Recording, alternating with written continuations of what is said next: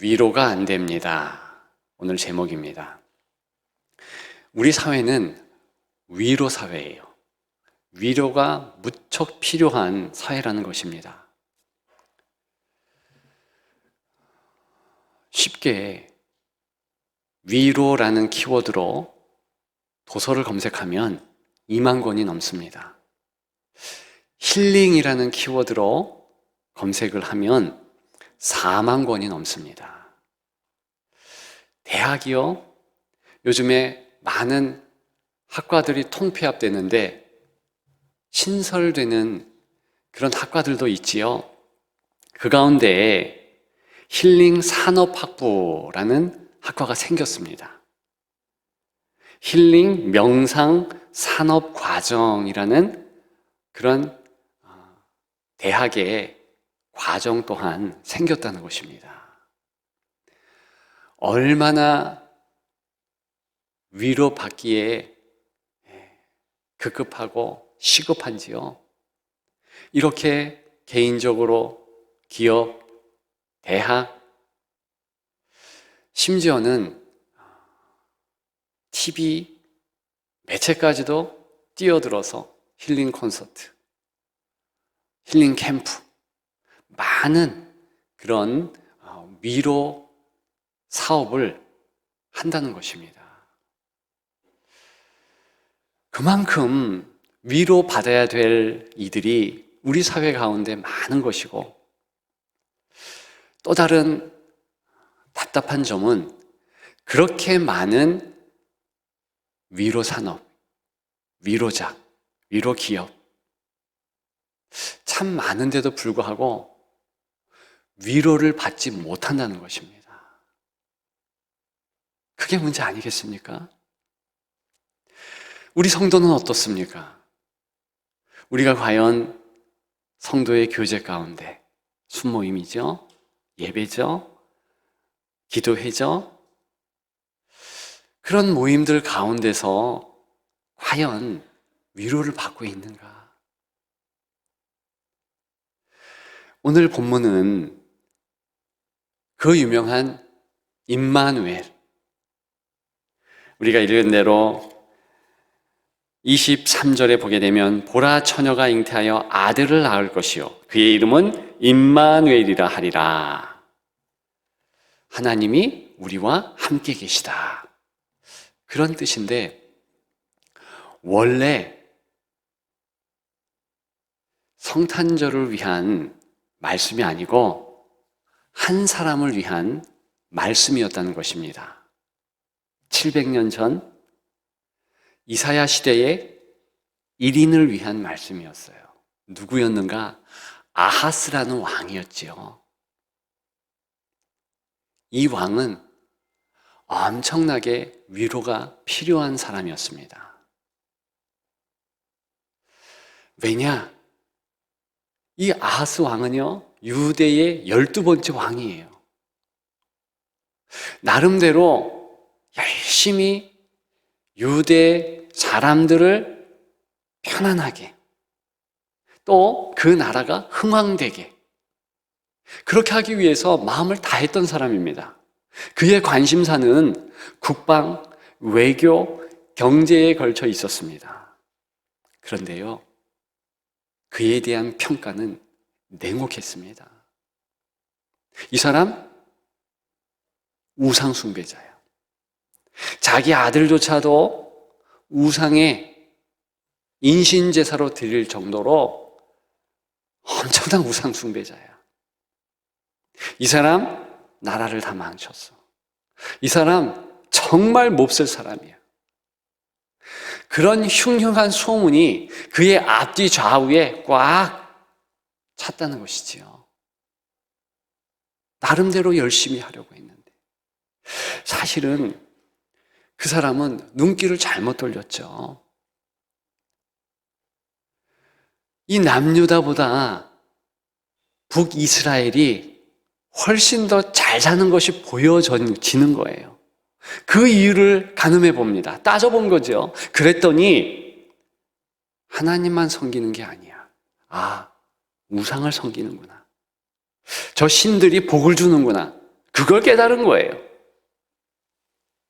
그래서 각종 여러 나라의 우상들을 이제 직수입해서 섬기기 시작합니다. 그래서 이 사람에 대한 평가, 남유다의 12번째 왕인데 이 사람 이스라엘의 왕이다, 그런 평가가 있어요. 역대하 28장에 보니까 이스라엘 왕 아하스가 유다에서 망령되이 행하여, 얼마나 우상숭배를 했는지 비웃는 그런 모습으로 유대 왕인데 북이스라엘 왕이다. 왜? 아니, 북쪽 나라 왕들과 똑같이 우상을 숭배하고 그렇게 나라를 망쳤으니까. 그런 식으로 평가를 받는 인물이었습니다. 우리가 곧 살펴보겠지만 결과적으로 이 사람은요, 위로가 필요한 사람이에요. 하나님께서 직접 위로하시겠다 나타나셨지요. 동시대의 위대한 선지자 이사야를 보내서 그의 마음을 돌이키고자 했습니다. 그런데 결과적으로 그는 한마디의 대사를 내뱉을 뿐입니다. 그것도 하나님 앞에서. 위로가 안 됩니다. 그때 하나님은 다시 말씀하시지요. 그것이 임마누엘, 우리가 읽은 우리와 함께 하시는 하나님에 대한 내용이에요. 아하스에게 준 첫 번째의 말씀입니다. 우리가 좀 살펴보면 좋겠습니다. 이사야 7장 10절이지요. 여호와께서 또 아하스에게 말씀하여 이르시되 너는 내 하나님 여호와께 한 징조를 구하되 깊은 데에서든지 높은 데에서든지 구하라 하시니 아하스가 이르되 나는 구하지 아니하겠나이다. 나는 여호와를 시험하지 아니하겠나이다 한지라. 여러분, 여기 보면 좀 고급진 신앙을 가진 듯합니다. 여호와를 시험하지 않겠습니다, 그렇게 말하잖아요. 그런데요, 이것은요, 말과 마음이 완전 다른 거예요. 그런 뜻이 아니라 나 하나님의 위로 따위는 필요 없습니다. 일도 필요하지 않습니다. 이런 자의 거절하는 행태라는 것이지요. 마치 하나님께서 제발 기도해봐, 제발 징조를 구해봐, 이렇게 달려드는 모양이라는 것입니다. 있을 수 없는 거예요. 일개의 인생이 아무리 왕이라 할지라도 하나님 앞에서 어떻게 그렇게 하는가? 그럴 수 없는 거예요. 바로 그러한 아하스에게 이사야가 계속해서 말을 합니다. 13절과 14절이죠. 이사야가 이르되 다윗의 집이여 원하건대 들을지어다. 너희가 사람을 괴롭히고서 그것을 작은 일로 여겨 또 나의 하나님을 괴롭히려 하느냐.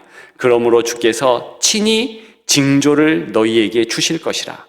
보라, 처녀가 잉태하여 아들을 낳을 것이요 그의 이름을 임마누엘이라 하리라. 여러분 보십시오. 이런 아하스에게 임마누엘의 하나님이 나아가신 것입니다. 그럼 왜 그토록 하나님은 나아가셨을까요? 사랑하셨으니까, 안아주고 싶으시니까 그렇게 쉽게 우리는 이야기할 수 있겠습니다. 그런데 더 구체적으로 말씀을 드리면 하나님은 가만 못 계시는 거예요. 열렬히 사랑하시고 특별히 하나님은 그 아하스와 같은 그 사람에게 매일매일 대화하자 하시면서 다가오셨다는 것입니다. 여러분, 임마누엘, 그 하나님은요, 내 옆에 계신다, 그런 뜻이에요. 아니, 왜 옆에 계시겠습니까? 내가 지금 너와 대화하고 싶다는 거예요. 내가 지금 어제도 아니고 내일도 아니고 지금 당장 교제하고 싶다는 그런 열렬한 하나님의 사랑의 표현인 것이지요.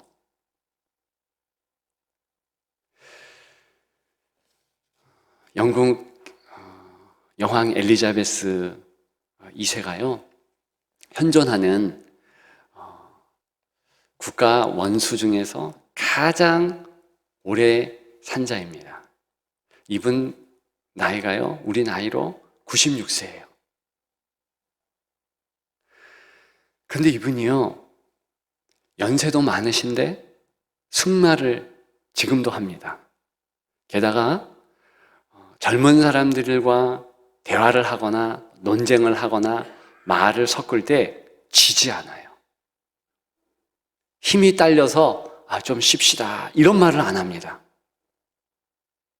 그래서 많은 이들이 아니 엘리자베스 2세는 어떻게 저렇게 96세인데 건강을 유지하는가, 저렇게 힘이 남아도는가, 먹는 건 연구하고 삶을 연구한 거예요.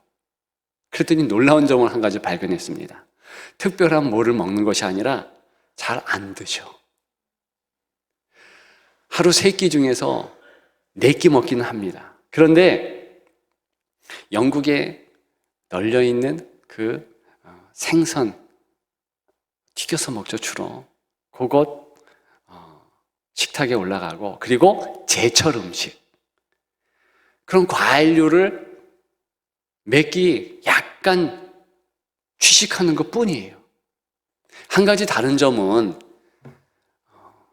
초콜릿의 원료가 되는 카카오, 그 80%, 90% 굉장히 씁니다. 그걸 수시로 먹는다는 것 뿐이에요. 오래 살고 건강한 분들은 소식한다는 거죠. 절제한다는 거죠. 그리고 철저하게 식생활, 이 식습관을 자기한테 맞도록, 자기에게 맞는 음식 그것만 먹도록 행한다는 것이지요. 그래서 저희 교회에서도 건강한 분들을 살펴보고 또 암을 이기고 암이 2, 3년 전에 발병했는데 여전히 건강을 유지하는 분들 보게 되면 거의 다가 식습관 다 개선해서 정돈했다는 것이죠. 그 말이 맞습니다. 불치의 병은 없다. 불치의 식습관이 있을 뿐이다. 그렇죠. 우리 하나님께서는 인생들에게 주치의를 다 붙여주셨어요. 좋은 음식, 적절하게, 때로는 금욕하면서 그렇게 식습관을 하면 건강합니다. 뭘 먹었느냐? 그대로 육신의 건강과 직결되는 거예요. 여러분, 영의 환경 똑같습니다. 영적으로 어떤 습관을 가지고 있는가? 매일매일 하나님과 대화하는가? 하나님의 말씀으로 영을 채우는가? 여기에 달린 거예요. 여러분, 아하스 왕은요, 대단한 과거를 소유한 자입니다. 그의 선조를 보십시오. 오늘 우리가 읽은 말씀에도 다윗의 집이라고 했어요. 다윗과 솔로몬이 있습니다. 기라성 같은 선조들이 있었어요. 하나님을 잘 믿는 과거의 흔적들이 있었습니다. 그도 과거 어느 시기에는 하나님을 잘 믿었더라는 것이죠. 그런데 어느 날 하나님이 보이지 않더라는 것이죠. 하나님보다 세상의 일들이 더 선명하게 보여줬다는 것이죠. 이제 하나님의 모습은 희미한 거예요. 하나님과의 대화는 멀리 가버린 거예요. 관심도 없어요. 정말 왜 하나님으로부터 위로가 안 되는가? 하나님을 향하여서 관심 자체가 없어요. 그래서 하나님께서 지금 찾아오시고 이사야를 통해서 대언적으로 말씀하시는 것이 무엇입니까? 이야, 이제 교제하자. 나 임마누엘의 하나님이야. 너 옆에 있는 하나님이야. 과거가 어찌 되었든 미래가 어찌 될 것든 그거 상관하지 말고 지금 나와 독대하자. 대화하자. 하나님의 그 열렬한 사랑의 마음이 표현된다는 것입니다. 여러분, 과거에 여러분들이 신앙생활을 잘 하셨습니까? 성경 백독을 하고 그랬습니까? 너무 훌륭한 거죠. 3대째 신앙인입니까? 너무 귀한 거죠. 그러면 지금도 하나님의 말씀을 읽고 하나님을 만나는 기도 힘쓰고 그렇게 해야죠. 이유가 있을 수 있어요. 팬데믹이에요. 요즘 힘들어요. 요즘 바빠요. 아하스도 할 말이 가득했을 것입니다. 나 좀 국정에 힘 좀 쓰고 싶거든요. 다른 나라들 살펴봐야 되거든요. 좀 더 잘 살도록 해야 되거든요. 가장 귀한 하나님과의 매일의 사귐을 놓쳐버린 거예요. 여러분, 임마누엘 하나님 다른 것이 아닙니다. 지금 하나님을 내가 만나고 있는가? 하나님과 대화하고 있는가? 그거예요. 그 질문 하시는 것입니다. 만일 우리가 임마누엘의 하나님을 지금 만나고 지금 섬긴다면 여러분, 우리는요 당연히 위로받지요. 미래도 아름답게 주님의 은혜로 펼쳐질 것입니다. 과거는 어떻게 했든 지금 상관없다. 이제부터 나와 교제하자, 대화하자. 그것이 임마누엘 하나님께서 오신 이유예요. 여러분, 예수님의 공생애를 살펴보십시오. 예수 그리스도의 제자 가운데 가룟 유다, 그는요 예수님과 끝까지 같이 있었는데도 불구하고 그는 예수 그리스도로 위로받지 못합니다. 이유가 있어요. 제가 봤더니요 그 이유는 한 가지. 예수님과 대화하지 않았어요. 놀랍지 않습니까? 표면적인 대화는 할 수 있어요. 예수님, 제가 회계를 맡잖아요. 돈이 얼마 들어왔네요. 이 돈 가지고 뭘 살까요? 이거 사는 게 좋겠습니까? 이런 대화는 했지만 정작 자기 영혼의 대화 안 했어요. 눈 씻고 찾아봐도 없습니다. 도마는 달랐어요. 다른 제자들 물론 베드로, 요한 다 달랐지만 특별히 도마는 달랐습니다. 그는 의심의 사람이었어요. 영혼의 맛이 그리 좋지 않은 유의 사람이라는 표현이지요. 그런데 그는 의심이 생길 때마다 쫓아갔습니다. 예수님께서 천국에 가신다고 하시는데 우리가 안다고 하는데 난 모르거든요. 예수님, 보여주세요. 예수님의 손과 발 만져봐야 되겠네요. 창자고 그것도 만져봐야 되겠네요. 여러분, 직접 물어봤어요. 하나님의 사람들은 징조를 구해요. 아하스에게도 우리 하나님께서 이사야를 통해서 야, 징조를 구해봐라. 여러분, 때로는 하나님 앞에 좀 몹쓸 요구도 해야 하는 것입니다. 교제니까 때로는 하나님, 나 배고프거든요. 지금 당장 빵 좀 주세요. 실제로 제가 그렇게 기도한 적이 있습니다. 너무 배고파서. 하나님, 등록금 주세요.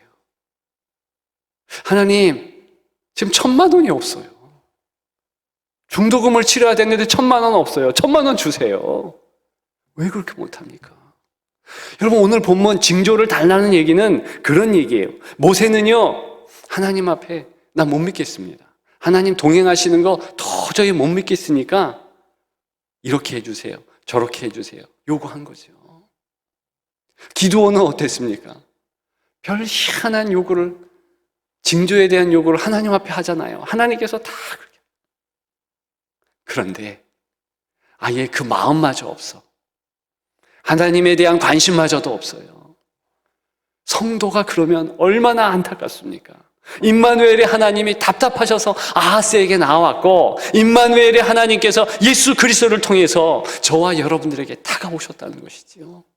놓치지 마십시오. 지금 하나님을 만나십시오. 지금 대화하십시오. 떼쓰십시오. 두 번째로, 이 임마누엘의 하나님의 그 하나님의 사랑의 모습은 어떤 것입니까? 그것은요, 네 모습 그대로 귀하다. 그 모습이죠. 여러분, 아하스는 정말 잘 행하고 싶었을 것입니다. 그런데 어쩔 수 없이 열등감에 사로잡히는 거예요. 왜냐? 아하스가 그렇게 똑똑한 것은 아닌 듯해요. 아하스가 그렇게 리더십이 강렬한 것은 아닌 것 같아요. 그러니까 기웃기웃하죠. 뚝심이 없죠. 뚝심이 있다면, 아니, 하나님께서 잠깐 어렵게 하셔도 다윗과 같이 10년이 됐든 20년이 됐든 쭉 나갈 텐데 그런 게 없는 거예요. 물른 거예요. 남 눈치 잘 보는 거예요. 열등감이 있었습니다. 그럼에도 불구하고 임마누엘이 하나님이 찾아오신 것은 네 모습 그대로 와라, 그런 건 아니겠어요? 핀란드에 10월 13일 특별한 날이 있습니다. 그게 뭐냐면 실패의 날이에요. 왜 그날이 있게 되었는가? 핀란드의 유명한 한 기업 때문에 그렇습니다. 노키아라는 기업. 1900년대 말 2000년대 초에요. 이 노키아는요, 전 세계에서 휴대폰 판매량 1위. 그 한 기업이 GNP 영향력이요 24%예요.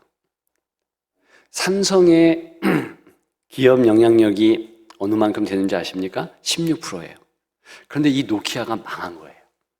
여러분, 만약에 우리나라에서 삼성이 망한다, 어떻게 될 것 같습니까? 근데 삼성보다도 더 영향력 24%라니까요. 삼성은 16%예요. 망해버리니까 이 작은 핀란드의 나라가 난리가 난 거예요. 줄도산. 너무 힘든 거예요. 경제적으로 어렵고 사람들이 다 한숨 쉬고. 그때 한 대학에서 힌트를 낸 겁니다. 헬싱키 대학에서 우리 실패 날을 하자. 실패 날을 한번 가져보자. 우리는 실패에 대해서 너무 민감한 것 같다. 왜 그럴 필요 없다. 오히려 실패를 이기고 나아가면 되지 않는가. 사실은 그 이전에 핀란드는 실패를 용인하는 문화가 아니었습니다. 한번 졌는가 끝이야. 아싸리하게. 그러면서 실패를 좀 용인하자. 그러면서 실패의 날을 제정했고 시간이 흘렀어요. 별 효과가 없었습니다. 그런데 10년 이렇게 지나가니까 드디어 효과가 나타났어요. 어떤 한 게임 업체는요, 쉬운 한 번째 실패를 해버립니다. 쉬운 두 번째, 이것 안 되면 도산해야 돼요. 근데 쉬운 두 번째 게임이 히트를 치죠. 그게 바로 앵그리 버드예요. 저도 해봤거든요. 그리고요, 그 이후에 많은 기업들이 아유, 실패하면 어떠냐, 우리 그냥 열심히 하자, 이러면서 핀란드의 기업 문화가 완전 바뀌어졌습니다. 지금은요, 세계 3대 창업 국가가 핀란드예요. 여러분, 영혼의 시선점이 있지 않습니까? 하나님께서 왜 아하스에게 다가가셨을까? 이 모습 그대로 오라는 거예요. 실패하면 어때?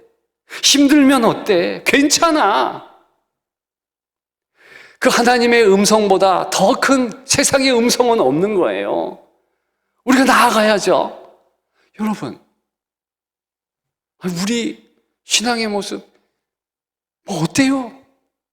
스스로 평가하기에 남편 전도도 못하고 아내한테 요거도 먹는 여러 가지 이유가 있을 수 있어요. 우리 스스로 낙심할 수 있는 1000가지 만가지가 될 것입니다. 우리 자녀들 교회도 못 가는데, 내 부모가 교회 문턱도 안 가는데 내가 뭘 한숨 쉴 수 있어요. 내 건강이 뭐, 내가 하루에 성경 한 장도 못 보는데, 기도 5분도 못 하는데 괜찮습니다. 임마누엘 하나님이라는 의미는 너 괜찮다. 내가 다가가마. 다만 내가 있음을 인정하라. 네 힘은 너한테 나오는 게 아니라 나한테 나오는 것이다. 고로 힘내. 괜찮아. 이런 하나님의 놀라운 사랑이 있는 것입니다. 여러분, 마지막 한 가지 더 생각할까요? 임마누엘 하나님, 그 의미는요, 진짜 사랑을 주시고 진짜 기쁨을 주신다는 거예요. 하늘의 기쁨. 여러분, 이 땅에도 짝퉁 기쁨이 있지요. 일시적인 쾌락이 없지 않습니다. 대학 합격되면 얼마나 좋은데요. 몇몇 아이들 신나하는 모습을 보았습니다. 승진되면 얼마나 좋은데요. 결혼하면 기가 막히게 기쁩니다. 이 팬데믹 상황에서 결혼 정말 의미가 있습니다. 어제 줄에 한 커플이 있는데요, 결혼하고 나서 거의 쓰러질 듯 하더라고요. 엄청나게 힘들게 결혼한 거거든요. 그래서 기쁨이 배가 되더라고요. 그런데요, 그런 기쁨들이 오래 못 가더라는 것이지요. 제가요, 대학 몇 번 떨어지고 대학 합격을 하니까요, 얼마나 좋은지. 근데 6개월을 못 가요. 모든 것이 다 그렇습니다. 모든 것이 그래요. 그런데 하늘의 기쁨은 안 그래요. 항상 기뻐할 수 있습니다. 수인으로 감옥에 갇혔던 사도 바울을 보십시오. 그는 떳떳하게 항상 기뻐하라 말하죠. 왜? 본인이 기쁨으로 가득하니까. 여러분, 이 부분이 다른 거예요. 왜 아하스에게 임마누엘의 하나님이 오셨습니까? 항상 기뻐할 이유를 주시기 위해서. 야, 너 다른 것 가지고는 안 돼. 네가 그렇게 해서 경제력을 흥하게 하고 국방력이 있고 외교가 잘 되고 다른 사람에게 박수 받는다고 해도 너의 기쁨이 오래 못 가.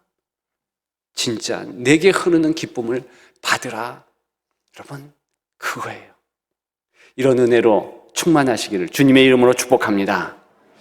여러분, 우리는 절대로 하지 못할 하나님 앞에서의 한 대사가 있습니다. 아하스의 트렌드 대사. 위로가 안 됩니다. 여러분, 그 말은 하지 맙시다. 어떻게 임마누엘 하나님 앞에서 그 말을 할 수 있겠습니까?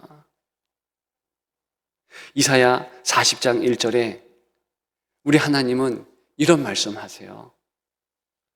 위로하라. 내 백성을 위로하라.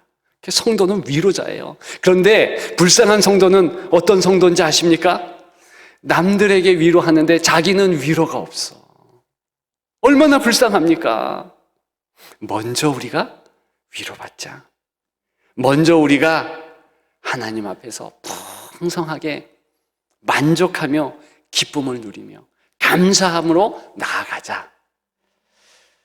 그런 여러분들 되시기를 주님의 이름으로 축복합니다.